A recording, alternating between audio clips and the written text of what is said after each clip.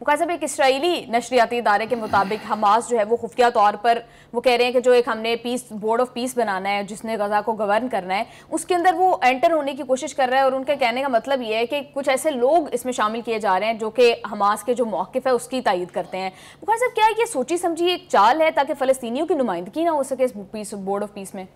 पहली बात तो यह है कि इससे बड़ी हमाकत जो है वो मैंने देखी नहीं है कोई।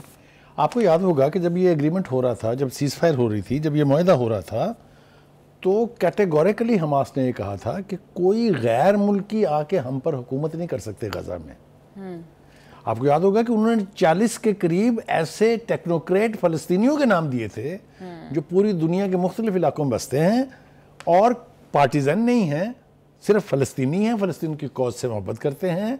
लिहाजा इन्होंने कहा था कि वो उनका बोर्ड जो है वो बना दें या उनमें से मेजॉरिटी लोगों को शामिल कर लें। तो ये जो तासुर देने की कोशिश की जा रही है ना कि वो सीक्रेटली बीच में घुसेड़ दिया, ऐसा कुछ नहीं है।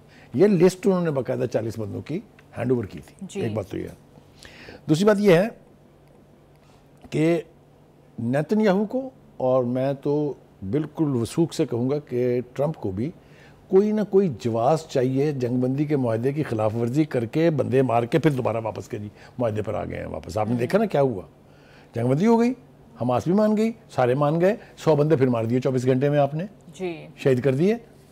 और उसी इलाके में जहां से आप वापस जा रहे हैं वहीं आप कार्रवाइयां कर रहे हैं। लोग निहत्ते मासूम बच्चों के साथ वापस अपने घरों को आ रहे हैं, आप उनके ऊपर गोलियां बरसा रहे हैं। इससे पहले आपने यूनान के साथ जितनी खिलाफ वर्जियाँ की हैं उनके साथ भी जंगबंदी आपकी हुई थी। कहने का मतलब ये है कि ये आपके पास लाइसेंस टू किल आया कहाँ से है? आप हैं कौन? इस तरह की वन साइडेड कार्रवाइयाँ करके अगर आप समझते हैं कि हमास को और फ़लस्तीनियों के एक इंडिपेंडेंट रियासत के हक को आप ख़त्म कर देंगे तो आप इस गलतफहमी से बाहर निकल आइए। ये होने नहीं जा रहा है। Enough is enough already. देखिए, हमास को अब आप मज़ीद क्या डराएंगे? 67,000 बंदे उन्होंने अपने कुर्बान कर दिए हैं, 2 लाख के करीब अपने बंदे उन्होंने जख्मी करा लिए हैं। भूख को आपने हथियार के तौर पर इस्तेमाल करके बच्चों को बिलक बिलक के मरने दिया है। ख़वातीन और बूढ़ों के साथ आपने कोई रहम का मुजाहरा नहीं किया है, तो और अपना क्या डराएंगे? अब डरने वरने वाली बात हमास में नहीं है।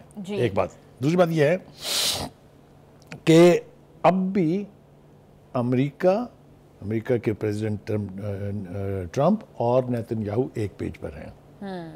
ये जो था ना कि मैंने जंग बंद करा दी है, मैंने ये करा दिया है, मैंने ये करा दिया, यू आर पार्टीजन। आपने उसको ऐसे ऐसे मोहलक हथियार दे के फ़लस्तीनियों की नस्ल कुशी कराई है। मुझे तो इस बात के ऊपर हैरत है कि कोई इल्ज़ाम आया नेतन्याहू पर? मैं उन 8 ममालिक के मुस्लिम सरबराहों का मातम ना करूं तो क्या करूं? मुझे बताइए। अभी इस वक्त क्या हो रहा है? वायलेशन हो रही है ना, लोग शहीद हो रहे हैं ना फिर दोबारा। कहाँ है मुस्लिम उम्मा? बोला कोई? ये क्या सितम ज़रीफ़ी है कि आवाज़ें उठ रही हैं तो कहाँ से? वेस्ट से, यूरोप से, उनके शहरियों की। वो आपके शहरी किधर हैं?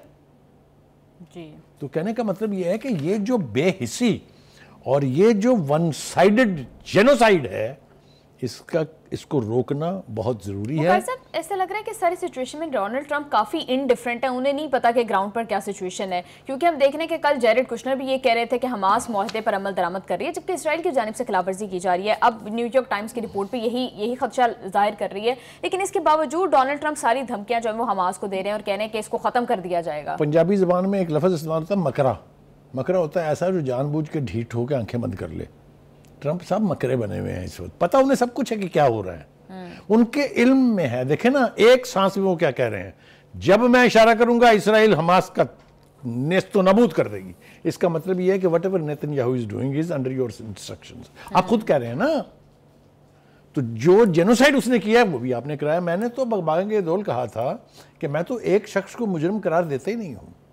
इस जेनोसाइड के 2 बंदे जिम्मेदार हैं, Trump and Netanyahu ji.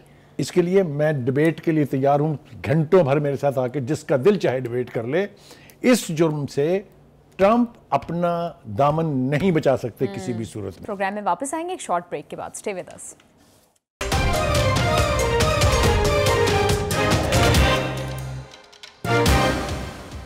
Welcome back to the شو. مخیر صاحب وہ یہ بھی کہہ رہے ہیں کہ 2 منٹ میں جو ہے وہ حماس کا جو ہے خاتمہ کیا جا سکتا ہے اسرائیلی فورسز کی جانب سے.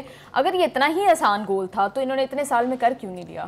دیکھیں میں نا اس کے جواب میں ایک آرگومنٹ میرا یہ ہے، آپ کی ٹوٹل اوقات میں بتانے لگا ہوں امریکہ اور اسرائیل کی دونوں کی ملا کے جی ایک یرغمالی آپ رہا نہیں کروا سکے 2 سال کی تباہ کن جنگ کے باوجود.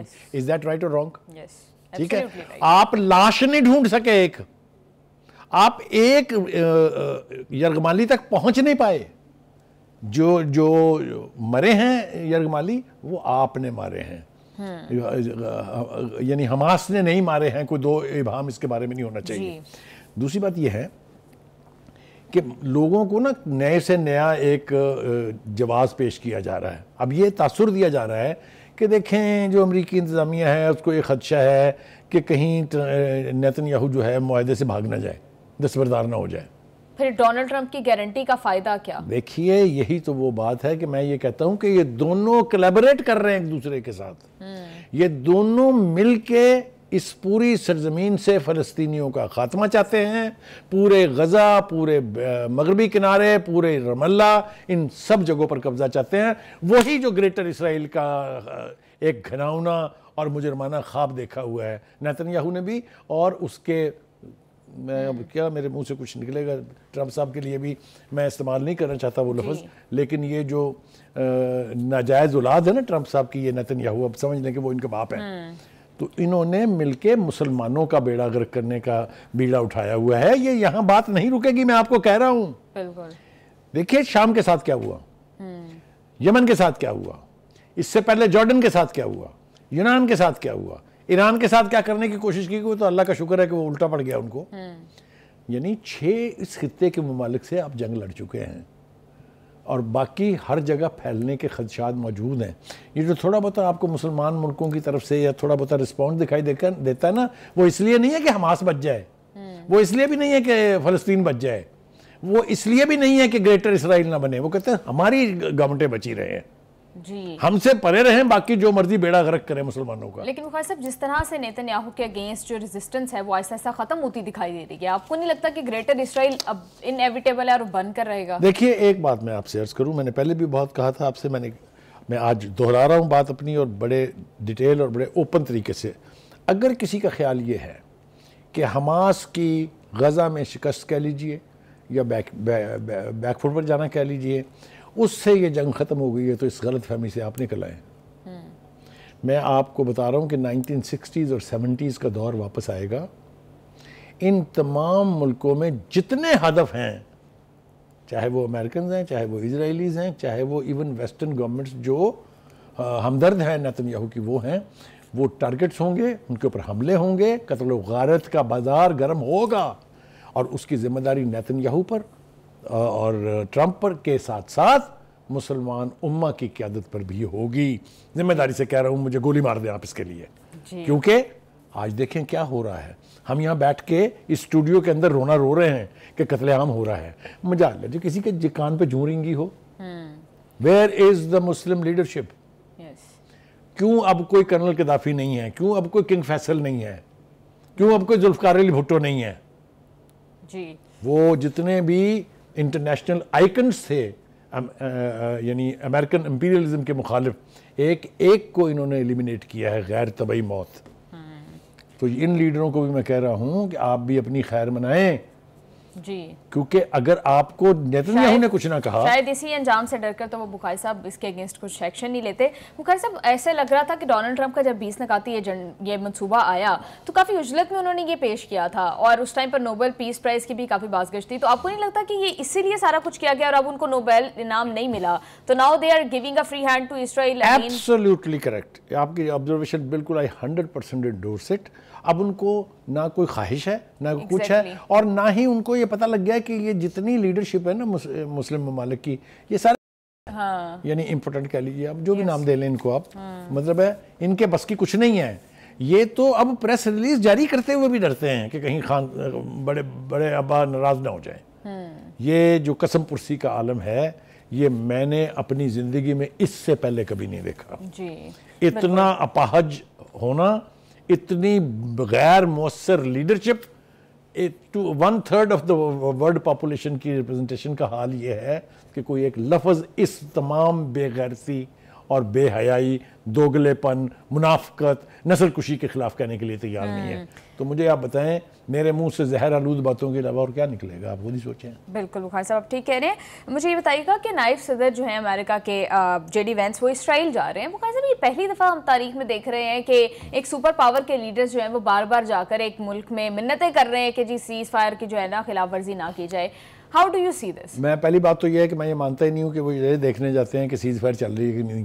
وہ یہ دیکھنے جاتے ہیں کہ مکمل تباہی ہوئی ہے کہ نہیں. ابھی دیکھ لیں، اس کی باتیں دیکھیں نا.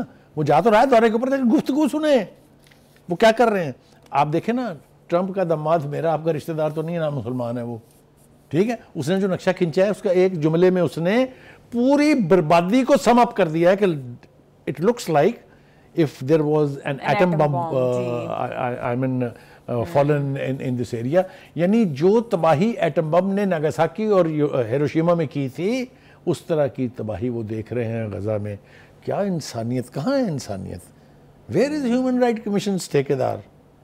کوئی ہے بولنے والا؟ کہنے کا مطلب یہ ہے کہ اس وقت وہاں کیا ہو رہا ہے، ملبوں کے نیچے سے لاشیں نکل رہی ہیں. بچوں کی لاشیں اتنے ہیوی ملبے سے گرنے کے بعد اس طرح نکل رہی ہیں جیسے جانوروں کی کھالیں نکلتی ہیں.